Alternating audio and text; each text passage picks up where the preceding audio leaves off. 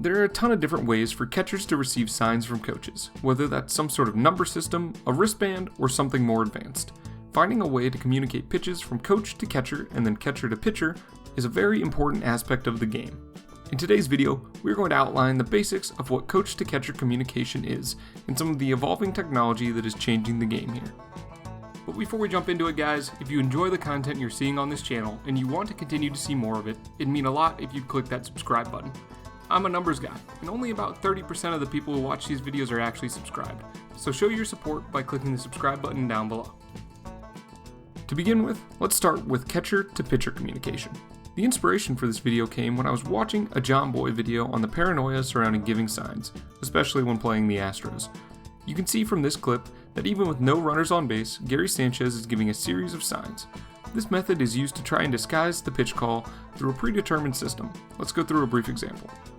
Typically, when there are no runners on base, the catcher will give a single sign to the pitcher to indicate pitch, and sometimes another to indicate location. One means fastball, two means curveball, so on and so forth.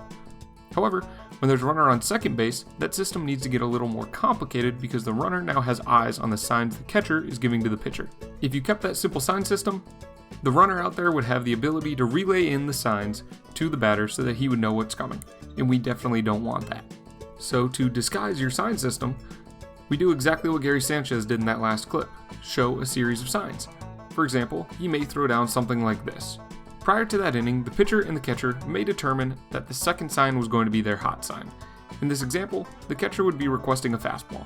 And this is just an example. A trained eye out there on second base may be able to pick up on such a simple sign system. So some teams put in place systems that are always changing based on the situation of the game, or different things like that. But in most levels below professional baseball, the pitching coach is often calling the pitches. Let's take a look at some of the systems they use to best disguise pitch calling from coach to catcher. In my experience, coach to catcher communication can be broken into three main categories. Here, we are going to describe what each may look like as well as the pros and cons of using each. Starting with a simple sign system. This is probably one of the most common systems of coach to catcher communication. There are a ton of different ways you can go about doing this. Some common ones are things like where the coach touches first on his face, the number of taps to a certain body part, or simply showing a series of numbers are all examples of how a coach could be giving a coded sign system to the catcher. You've probably seen a lot of this if you've gotten to an amateur game. A coach sitting at the end of the dugout as the catcher peers in while he goes through a string of taps on his face. Systems like this are easy to do and keep the game moving pretty quickly. And they're also free.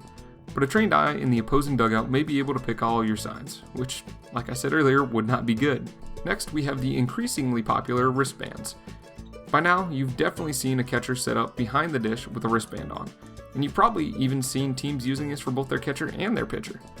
You can pick these up pre-made from companies like Never Miss a Sign, or you can do what I did and create a randomizing system of your own in Excel.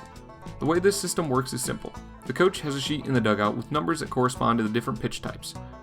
The coach signals those numbers to the catcher, typically just by using his fingers, and the catcher finds it on his wristband and relays the called pitch to the pitcher. These signs are awesome because if done right, they should be unpickable. The downsides though are it's either going to cost you some money or some time to put these together up front, and can slow the game down a bit because there's a bit of lag from the coach to the catcher both searching through their sheets to find each pitch before it gets relayed to the pitcher. Finally, we have some new tech that we use at PSU that I'm pretty excited about. It's a simple radio system, the same used by coaches to speak with their quarterbacks in a football game.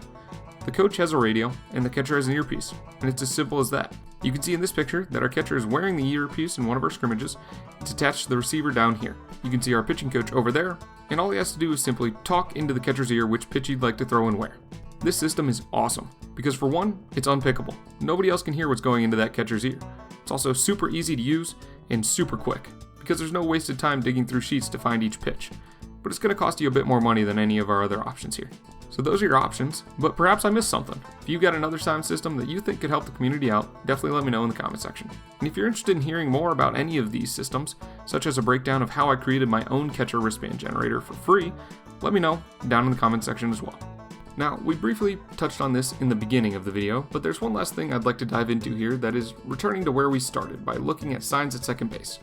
There are a few ways that teams typically deal with changing up their sign system from the catcher to the pitcher with a runner on second, the first being automatically.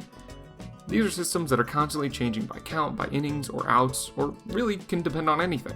For example, the system could be first sign with no outs, second sign with 1 out, third sign with 2 outs. That way the system changes, and the runner out there may have a harder time figuring out what he's looking for. The others are manually changed, that meaning by the coaching staff in between innings, or the catcher changing up the indicator in between batters.